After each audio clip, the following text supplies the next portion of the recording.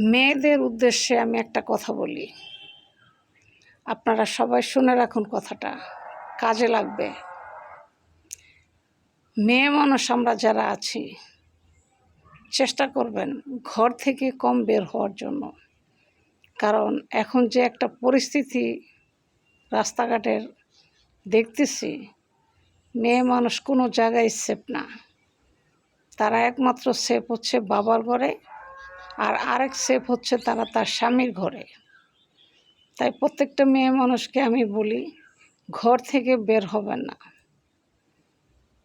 আর প্রত্যেকটা মেয়ে মানুষকে আমি এটাও বলি, ধৈর্য ধরবেন, ধৈর্য সহকারে চলার চেষ্টা করবেন। কারণ ধৈর্যের গাছটা আসলে কাঁটায় ভরা, কিন্তু ধৈর্যের ফলটা বড়ই মিষ্টি। যে খেয়েছে সে বুঝতে পেরেছে।